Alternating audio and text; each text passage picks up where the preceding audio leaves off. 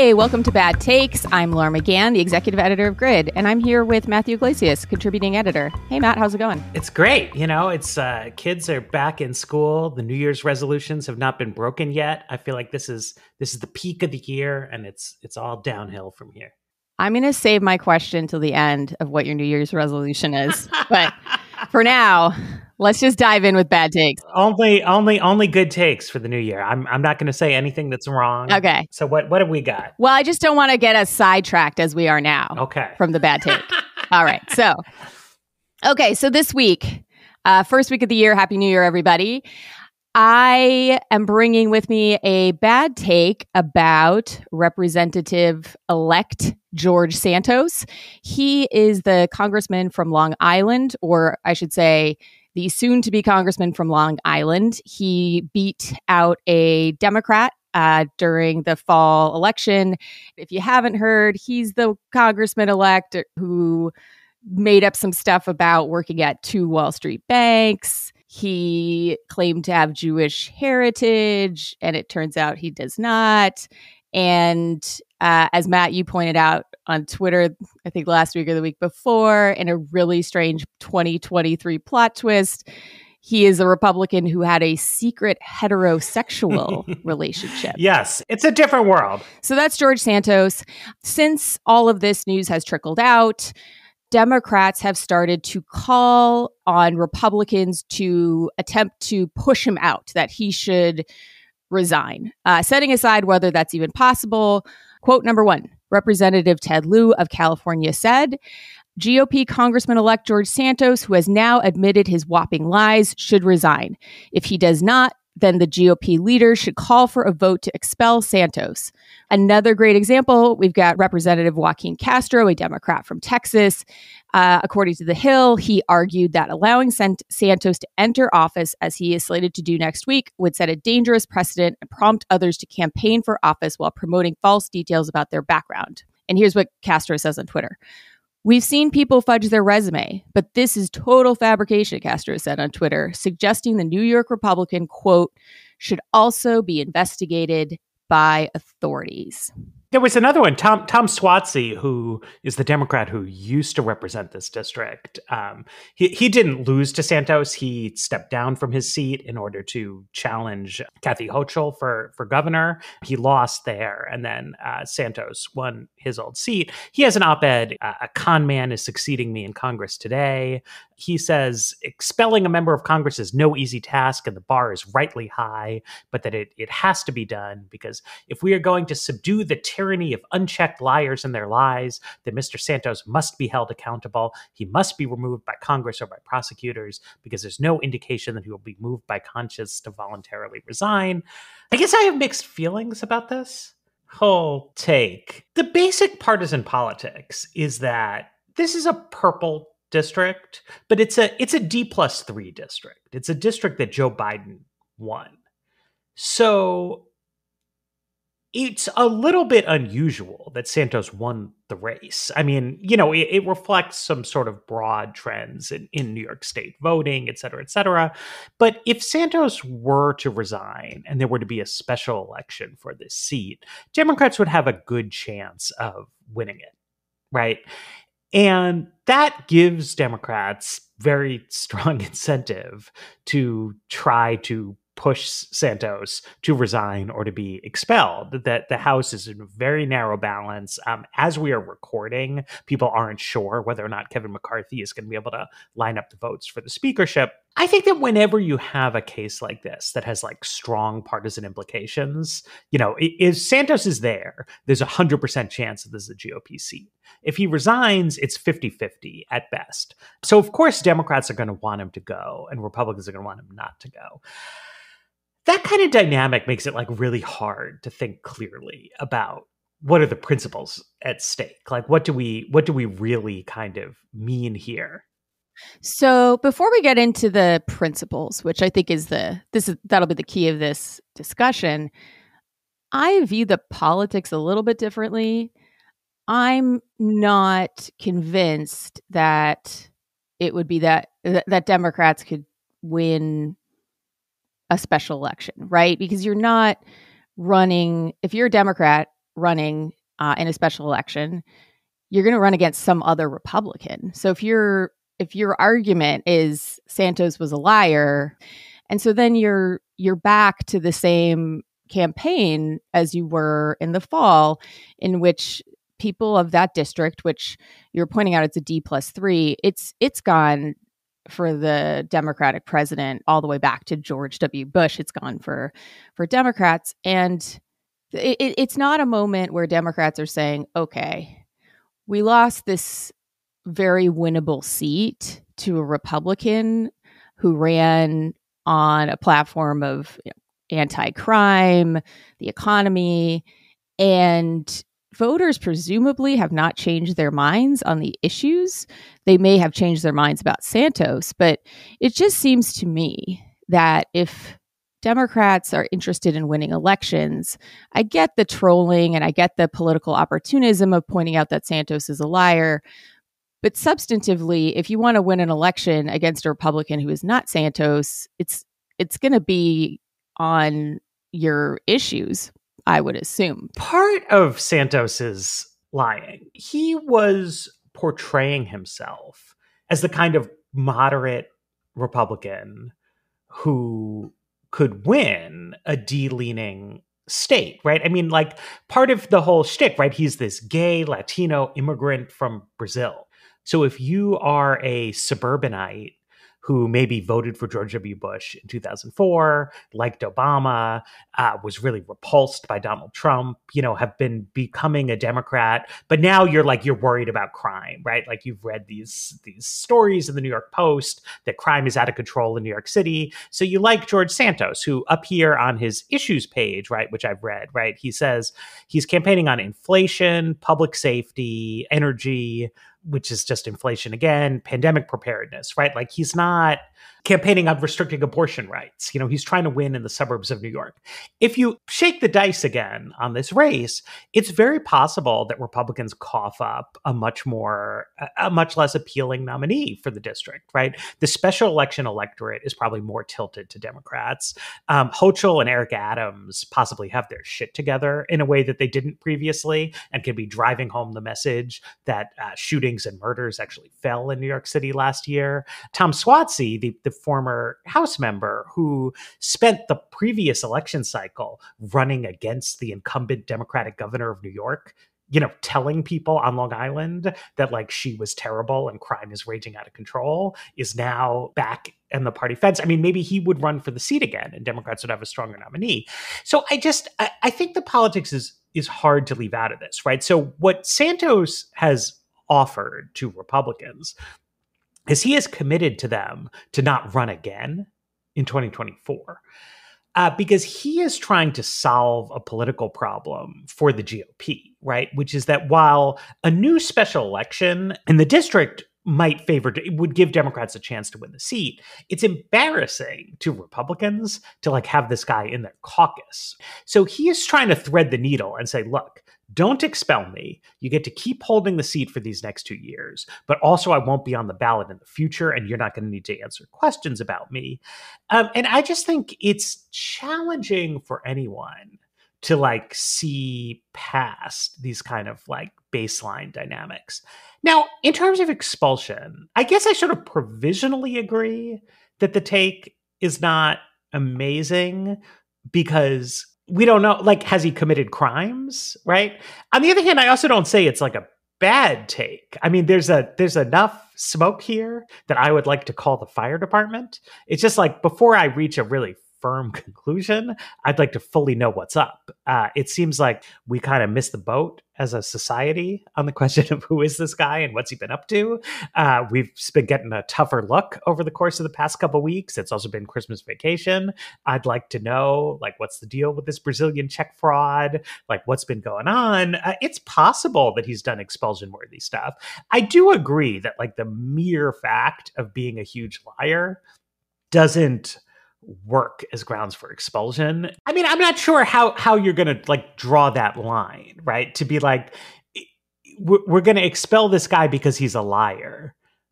Okay. I mean, nobody's pro liars. Right. So I think this gets to the principal I want to talk about, which is that in this case, it's pretty easy to measure whether someone did or did not work at Goldman Sachs, or whether someone did or didn't involve themselves with check fraud in Brazil. That these are pretty cut and dry lies. The problem is when you start thinking about politics more broadly, that candidates run telling a story about themselves and what that story means about their politics and what it means for voters in terms of how they will represent their voters. And what concerns me about saying we're going to start ousting people over lies, there's a bill that's been introduced. It's sort of a troll. It's called the Santos bill that would require anyone running for Congress to disclose where they've worked and their military service, that sort of thing. And the problem I have with starting down this path is that, okay, if you get 4 Pinocchios in the Washington Post, then are you out of office? So number one, it's sort of how do you measure it, which is what you were saying, where's the line? And then 2, I think the broader point about politics is that you want, obviously, candidates to be honest.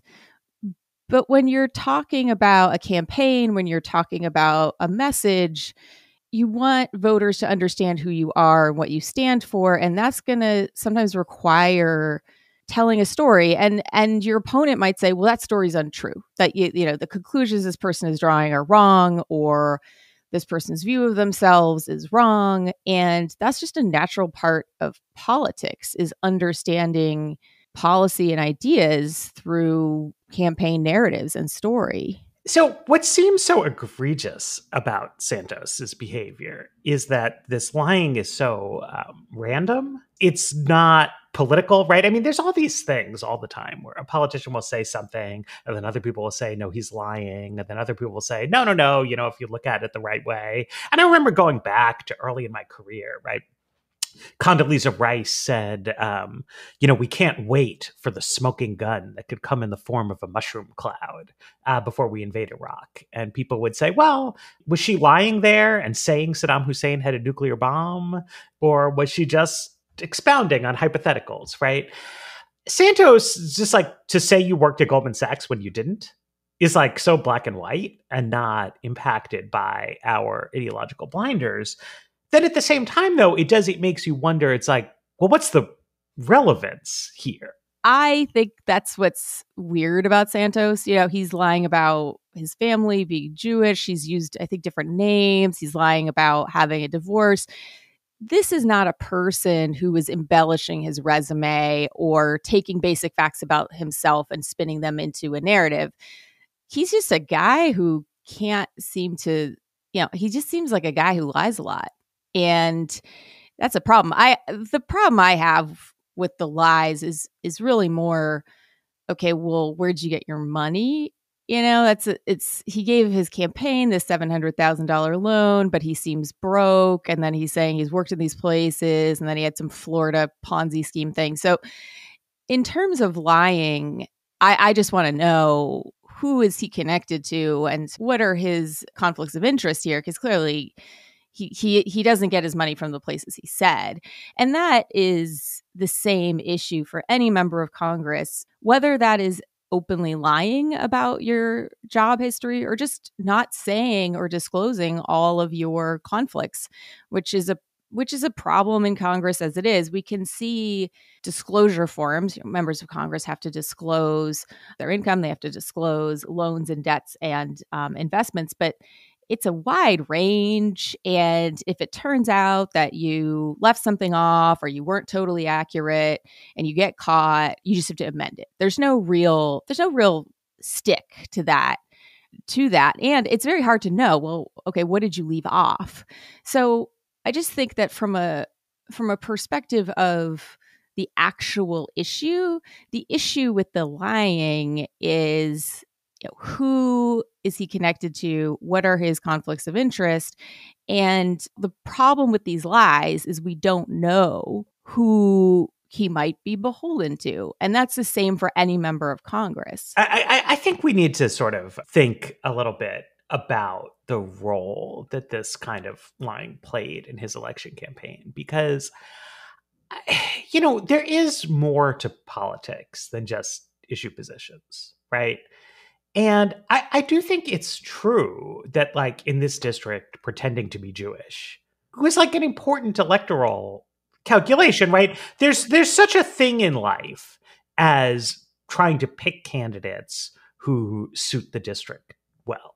Now, if you told me, okay, well, Republicans were trying to knock off Jared Golden in Maine by nominating a putatively gay Brazilian Jewish immigrant who used to work at Goldman Sachs, I'd be like, well, that's bizarre.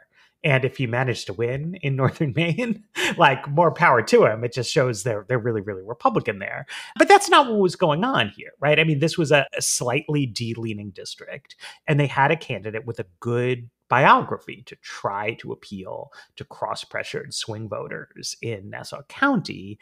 And it seems both psychologically shallow to be like Santos made up some biographical facts about himself to appeal to this suburban electorate in Long Island, right? Like there's more going on than that, but it's hard to imagine that this was like just politicking, but it's not politicking. Candidates try to portray themselves in certain ways to run in their districts, and then there could be disputes about that, right? About like how authentic that really is. Because oftentimes candidates will want to say they have strong local roots in the community, right? They will want identification with local institutions, things like that. It's normal for politicians to maybe somewhat exaggerate on some of these things. Like John Fetterman's background is like not quite as gritty and working class as his persona. Right. And that's like a thing Republicans might say about him. Whereas like Santos really went like way beyond any kind of like normal, I'm just crafting the persona to the district kind of standard. And, a fact about America is that we have a recall process for many offices in many states. But there is not a recall office for the House of Representatives. If a process like that existed, then I'm sure you'd be able to gather enough signatures on the ballot to run the recall against Santos. And then the question would be, well, can you win the recall? I think you would almost certainly be able to win the recall. So this is a different thing, right? If the voters in Long Island were saying, whoa, we didn't know anything about this guy, he clearly lied to us, and we're going to recall him, and we want a special election, I would say that makes total sense. That is not a bad take. That seems like a totally reasonable thing. But like, should we have a process like that? Because the issue is we don't. So two things. So yes, I think if they were doing that, I would not have a problem with that take. To be clear, it is my issue here is when you've got members of Congress calling for investigations on other members of Congress and trying to push that into law, that the members of Congress are not saying we need to open up a system for voters to make decisions after elections or something. They're just saying, hey, let's start investigating other members of Congress as we see fit. I think that's a bad idea.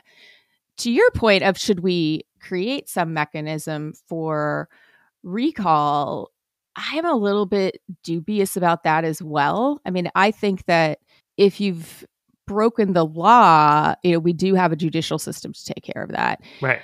The House of Representatives, it's a 2-year job, and you're up for re-election in November. You're not even really there. You're barely there, kind of a year and 3/4. And it seems to me that voters will be able to hold him accountable in 2 years. And I just think that once you start opening up recall systems, I think it would be a disaster in the US if there were recalls going on every few months. 3 months after an election, you've got all these recalls going on.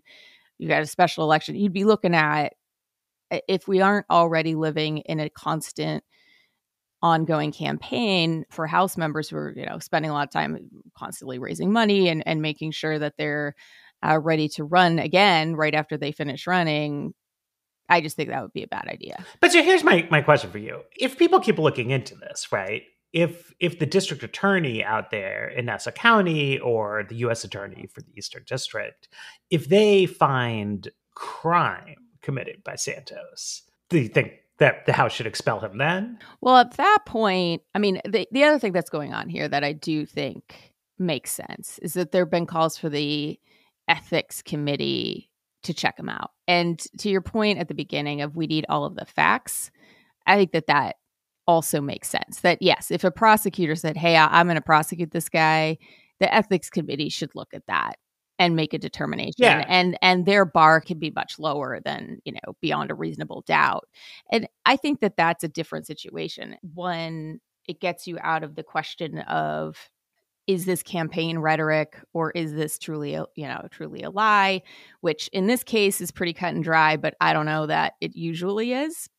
And two, that's what the committee is supposedly equipped to do.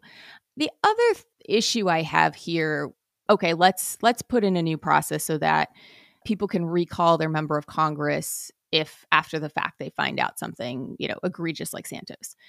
I want to point out how way out there the Santos case is. And so taking the extreme example and then rushing to make a policy around it is just going to backfire because you're creating a policy to address a problem that very rarely happens.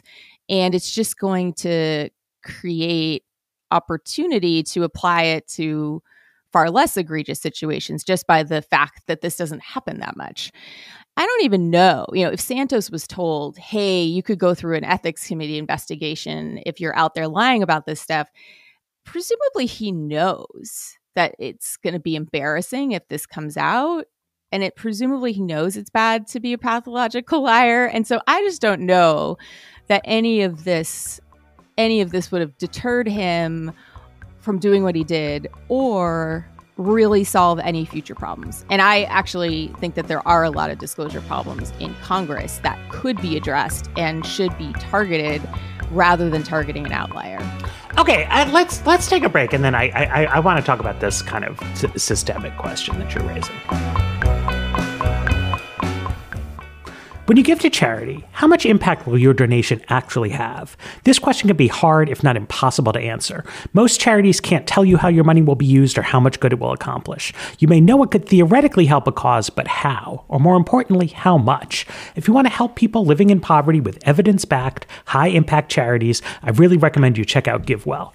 GiveWell spends over 30,000 hours each year researching charitable organizations and only directs funding to a few of the highest impact, evidence-backed opportunities they've found. Over 100,000 donors have used GiveWell to donate more than $1 billion.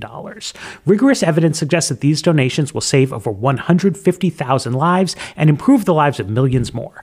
And using GiveWell's research is free. GiveWell wants as many donors as possible to make informed decisions about high-impact giving. They publish all of their research and recommendations on their site for free with no sign-up required. They allocate your tax-deductible donation to the charity or fund you choose without taking a cut. I've been giving money to GiveWell recommended charities for years, things that deal with malaria, things that have dealt with deworming, things that have helped give direct cash grants to people in East Africa. Most recently, I've just been giving money to their Top Charities Fund, which sort of allocates money across a portfolio of these really good public health charities. And I do it because I want to give money, I want to help the world, and that means I want to make sure that my money is really going to places that can use the money effectively. And that's what GiveWell does. If you've never donated to GiveWell's recommended charities before, you can have your donation matched up to $100 before the end of the year or as long as matching funds last. To claim your match, go to givewell.org and pick podcast and then enter Bad Takes at checkout. Make sure they know you heard about GiveWell from Bad Takes to get your donation matched. Okay, so you mentioned briefly Richie Torres, a congressman from New York City, a Democrat. He introduced like a bill that would require congressional candidates to swear under oath about their employment history. This was trying to create a Santos is bad legislation. And that take, I agreed, was bad. Right. There's a saying in the legal field that hard cases make bad law. And the Santos thing strikes me as an example of that, right? That you have this combination where the guy lied so egregiously in a way that is like really unusual for a politician. And then also the lying wasn't caught during the campaign, which normally it would. Normally somebody who lied this egregiously would be caught during the campaign and then would either be able to say, I won a mandate from the voters, or he would have lost. Then the other thing is that a House term is like not that long. And this information, if it came out 18 months in the future, you'd be like, well, this is just going to be an issue in the coming campaign, right? So the peculiar timing of really egregious lies, not caught when it would have been timely, exposed at like the maximum distance from a new election. So we are genuinely left being like, what the fuck, right? Like, what do we do about this? It's bizarre.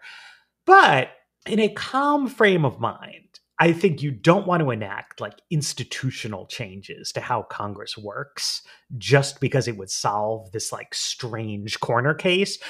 And so I agree with you about recalls. I think this Torres proposal is bad. You don't want to do things that will have downstream consequences for typical congressional races just in response to a goofy situation that, I mean, honestly is also just like a failure of campaign research and journalism. And like, I mean, we're journalists too, and like we did not expose this guy's lies, so I'm not going to be like, what were you doing, Long Island Newsday? But the fact is that like we have institutions in place that typically seem to deter or detect this kind of behavior. Just because something misfires in one instance, and then again, I mean, I really do want to drive home, if he had continued to go undetected for 18 more months, we would feel better about the situation, because it would be like, aha, this scandal has been exposed and now he's going to get the boot. So it's just plain weird, and I think does not require a systematic change. For the same reason, though, I mean, isn't it true that like it would be, suppose Democrats could promise to Republicans, could say, look, we're going to tank this race. We're not going to spend any money on trying to win it. We just want you to do the right thing and join us in expelling this guy. And then your next nominee can just win it. And like, wouldn't that be better? Wouldn't that just like send a good message to the public and the political class that we have a society that like still functions on some level, and that if you get caught out doing totally scummy stuff that has nothing to do with ideology, like you're going to get the boot? Wouldn't we feel better about ourselves and our reality if he was gone? Yeah, I mean, sure. I would feel great. I would feel great if Kevin McCarthy and Ted Lieu or something like that. But they, if they came out and said, "Look, we've talked about it. We agree. He should step down, and we're going to allow this sort of open seat. Democrats aren't going to run anybody against a new Republican, et cetera, et cetera." That's nice, but like that's not the whole point of a government. Is that it is a system so that everyone is treated fairly, and that we make decisions using a system. And I would, even though in this case, like we've said, is a very weird situation, that it would make sense that the just sort of reasonable human, human reason would prevail, and there'd be some sort of kind of coming together. And I'll note there have been now, I guess, some Republicans who have called for him to resign. I just think you should look at what we have in front of us and apply it and move forward. And it's sort of unfortunate, the timing, but all of this kind of hoopla around trying to do something that the system is not meant to do is just a bad idea. I don't think it's good that there's a liar sitting in Congress. I want to make that clear. Good take. But yeah, good take. However, I don't think it's good if we start to say, well, we're going to give a lot of discretion to leaders about who gets to serve in Congress and who doesn't. I mean, it wasn't so long ago that women didn't get to vote in the United States. Black voters were denied the vote for a very long time. Um, Women were not serving in Congress. My antenna goes up whenever it's, hey, let's give powerful people some more discretion. That it's going to, sure, right now in this situation, it seems good. But whenever you empower somebody to do more, it's very hard to take that power back.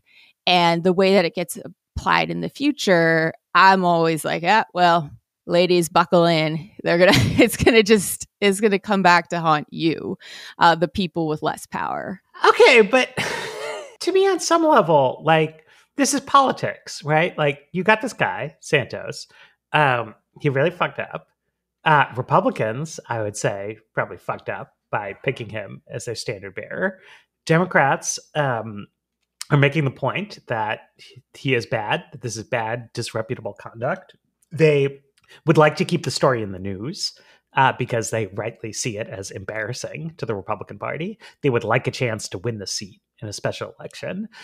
They would like to sort of regroup in New York State, where there has been a lot of division and dissension inside the local Democratic Party, but everyone can agree that it's bad that George Santos pretended to be Jewish, pretended to work for Goldman Sachs, has mysterious amounts of money coming from God knows where, may have done crimes. This call, it seems like if they weren't doing it, right? If every Democratic member of Congress was like, oh, I don't know, maybe it's not that big a deal. I'd be pulling my hair out if I had hair and saying, like, what are these guys doing? Like, political malpractice. Like, you got to make hay out of your opponent's scandals. And there's just like, there's something wrong with that. Like, how are you not going to be calling on the guy to resign, calling on him to be expelled? I agree personally. It's not like the end of the world if he isn't expelled. We will continue as a society. Swatsy's op-ed struck me as overheated in the way of sort of normal political rhetoric. But as long as it's true that, like, the country would be better off without this guy in Congress, it just doesn't strike me as a particularly bad take. Like, they're trying to shape the political environment in constructive ways based on the fact that Santos, like, this is legitimate misconduct. I don't have a problem with Democrats saying, step down. Hey, you should step down. You are a liar. And look, he's not going to step down. And look, Kevin McCarthy is not admonishing him in any way. Kevin McCarthy, you should admonish him. And, fine, Democrats can make hay about it all they want. They can ask Republicans, what do you think of this? They can do that. What I think is a bad take is when you start saying, as I kind of pointed to earlier, this call to have authorities investigate him, this sort of vague sense of we should unleash powerful forces on this person who won an election because we are applying some judgment here that's telling us we should do this. And that is different. That is saying we should use the institutions of government to attack somebody and to investigate them and to potentially harm their lives, which in this case, it's sort of like, well, who cares? This guy's the worst. But investigate what? I mean, it's not illegal to lie in the United States. I mean, you can say, well, in some circumstances it is, obviously, but that's not what's being called for here. And I think it is a mistake. I mean, I feel this is like one step over from lock her up. I don't think it's a good idea to, in a democracy, start singling out political enemies and calling on them to be investigated or suspended outside of the bounds of what is allowed in Congress. At the same time, you can make all the political hay you want. You can say whatever you want of, like, this guy's bad, run ads over and over and over of him lying. I don't care. But the bad take to me is when you start going down that road. And I think that Democrats might also want to just take a moment and reflect on why they lost. And I think that they might want to take some stock in that as well. And maybe they are behind the scenes. Well, so I agree with that. Right. So like just losing this race is embarrassing to Democrats, and they ought to self-reflect a little bit.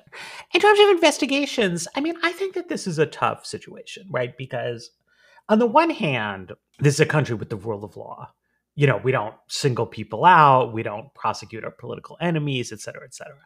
Now, on the other hand, the reality is that white collar criminal prosecutions are challenging to undertake. And you don't make these cases having the cops walk the beat, and like see what they can see out there.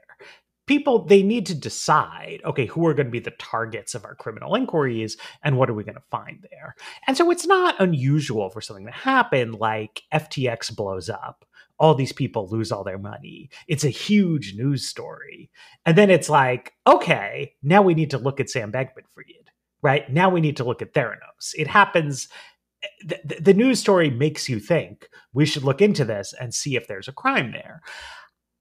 It's sort of the same thing to me with Santos, right? I mean, a guy, I don't want to say lots, but there are surely in a country of 330 million people, more than one person who has been running around for the past several years telling people stuff that isn't true about their family background, about their job history, things like that, right? Things that are comparable to George Santos. But because they're not elected to Congress, there aren't big news stories about the fact that they've been doing this lying. And so nobody is investigating questions like, well, did you lie about something like that on a mortgage application or an auto loan application? Because that is a crime. Right.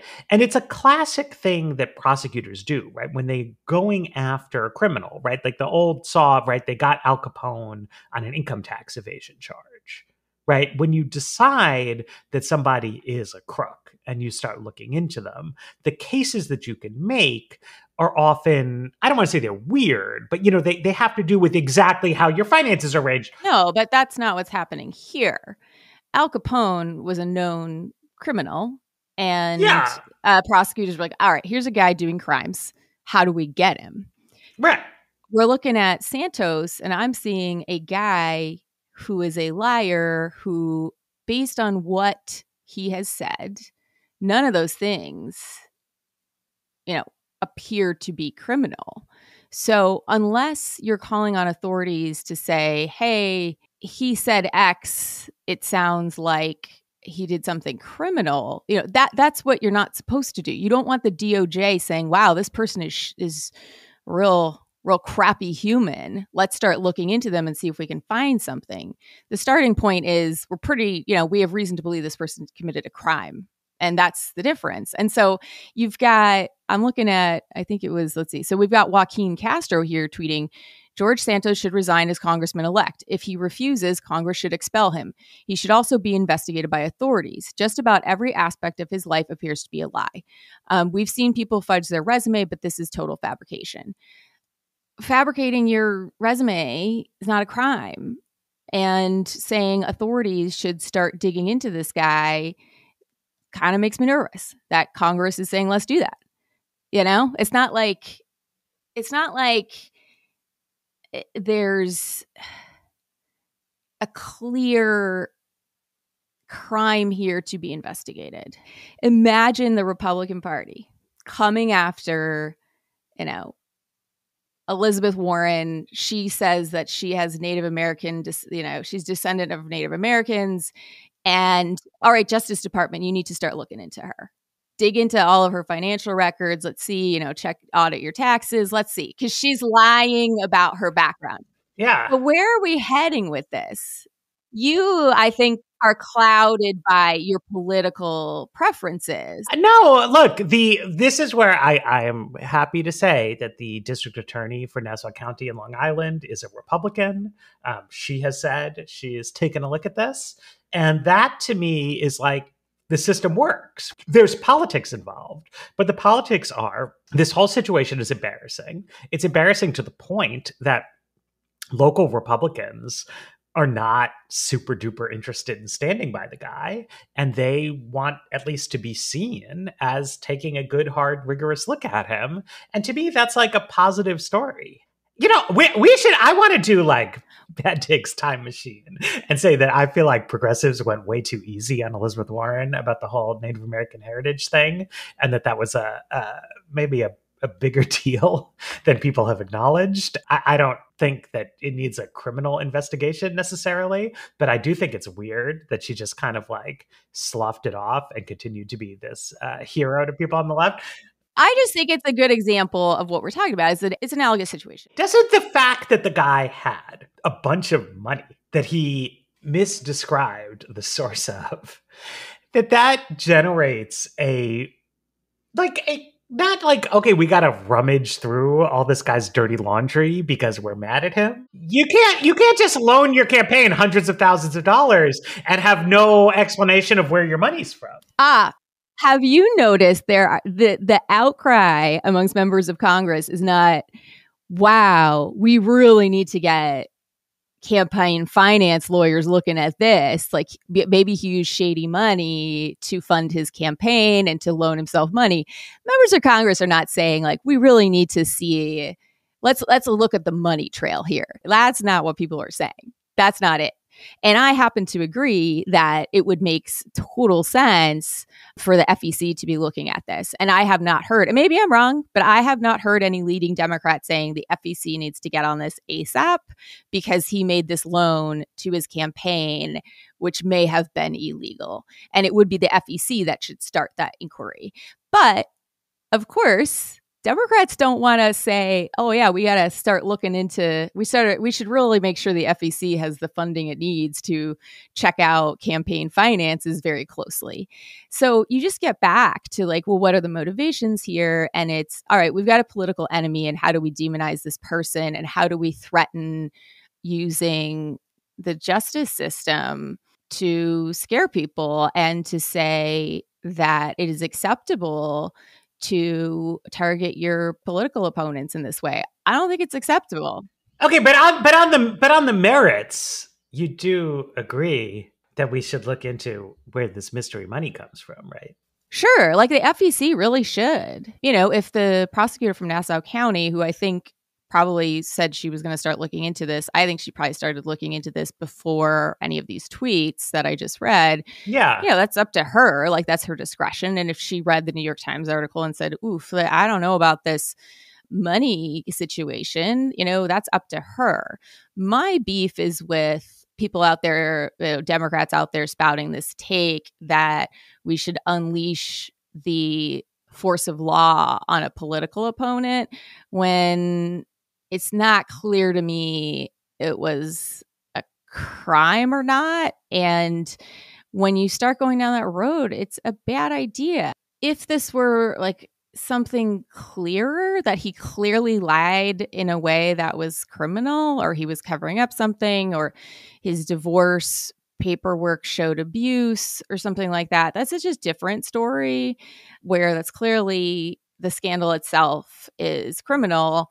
This is hard to say. I talk about something broader here, which is we've seen over the years, you know, significant scandals among members of both parties. You know, corruption pops up from place to place. It does feel to me, though, that there's a particular kind of like flim flam man persona that is really gravitating toward the Republican Party in a specific way. Dr. Oz was not a liar in the same way that Santos is. Like, he was on television, so we all like knew what his jobs were. But like his whole thing before he got into politics was selling people fake medicine and like bad ideas. And I think the conservative movement needs to think a little bit about why it has become such a hotbed of this kind of flim-flam man. It seems to me he looked on paper like the kind of candidate that was too good to check. That this is, okay, he looks the part, and that is what the Republican Party wants in that district. And, you can see that in other races across the country where it was like, just there are some, as Mitch McConnell put it in the Senate, candidate quality matters himself, where he was questioning the quality of a lot of these candidates. Right. Who maybe on paper seemed like, or at first glance, right, looked the part in some way, but any prodding, it was like, well, this person doesn't know what they're talking about, or this person has, paid for people's abortions, etc. So I agree with you on that there could be some self-reflection on the right, that as much as this is an outlier, broadly speaking, in politics, like Santos is just like a wild example of this, and the timing is wild, etc. It's not like he's completely out of he's not a complete outlier in the bigger picture of I'd say candidate quality this cycle. Well, but it's not just candidate quality, right? I think there's this specific through line in a lot of GOP issues lately, which is such a strong anti-establishment streak that they are really, really averse to promoting professional politicians up the ladder. Right? Like the nominee in this district, I mean, I've been describing it as a Biden district, a D+3 district, which is true. That being said, the current executive of Nassau County is a Republican. The current district attorney of Nassau County is a Republican. The mayor of Glen Cove, which is a town, I believe the largest town in this district, is where my grandparents used to live. She's a Republican. So there is a strong base of somewhat moderate Republicans winning elections in Nassau County, Long Island, based on antipathy to sort of New York City left progressive politics. And, instead of nominating one of these people, a different person on the county executive board, right? A number two from the DA's office, just like somebody from the hierarchy of Republican Party politics. It's like they go for this guy with this cool story. There are tons of Republican Party office holders in Pennsylvania, but their Senate nominee was like a fake television doctor from New Jersey. Their gubernatorial nominee was a total psycho. In Georgia, again, just tons and tons of Republican Party elected officials there who could have run for Senate, but instead they go with Herschel Walker, right? And it's like, none of these things are the same, right? Like Herschel Walker was a bad candidate in a totally different way from Oz was a bad candidate, and again, a totally different way from Santos being a bad candidate. But is a recurring failure mode that comes when you both tell the world, but also tell yourself that like politics and politicians are like really bad and that everything should be a goofy outside. Now, sometimes you get an interesting story. Waitress, bartender / Bernie Sanders volunteer, Alexandria Ocasio-Cortez runs a primary challenge against entrenched establishment Democrat in Queens. And that was like a cool, weird story, right? That whatever you think of AOC ideologically was like an exciting, interesting moment in American politics. But the Democratic Party is like mostly not nominating bartenders for House seats. They're mostly nominating people who are in the state legislature, because like that's politics. It's a job that should be done by politicians. You get this kind of serial vetting where the longer people go and the higher level office they get, the more media scrutiny they sort of attract, the more we know about them, the more they know about how to mold themselves to the district without making things up. And to me, like that's just the sort of biggest moral of not just Santos, but this whole kind of past year of goofball politics, that it's just like really, we need to cultivate a little more positivity about kind of like boring establishment politics, or else this is what you wind up with is kind of like, I don't know, weird scammers. I think that's right. That's my take. I think that's a good take. I don't know that you've convinced me that this was bad take. I don't think it's a great take. I give it like, you know, we could do a show like a mediocre takes podcast. lukewarm takes. Everyone would tune in. Okay, we're gonna go over a milk toast takes. That's how it would be to me. I'll be like, it's the new year, boring takes. You don't have to agree with me that this is bad, but obviously I'm kind of hopped up about it. It's good to spice it up. I'm both like not as fired up as Tom Swazi about Santos Must Go, but I'm also not as fired up as you about George Santos Innocent. He seems like a bad guy. Why are you going to bat for him? I'm not okay. That is not what I said. All right. Yes, we agree. We will agree to disagree. Really, one of the highlights of 2022 for me was launching this show. I hope people have enjoyed listening to it. I hope that those of you who are listening to it at least have enjoyed it, and that we'll tell others and spread the word. So this has been another episode of Bad Takes from Grid. Our producers, Paul Woodhull from District Productive, and we'll be back next week with more Bad Takes.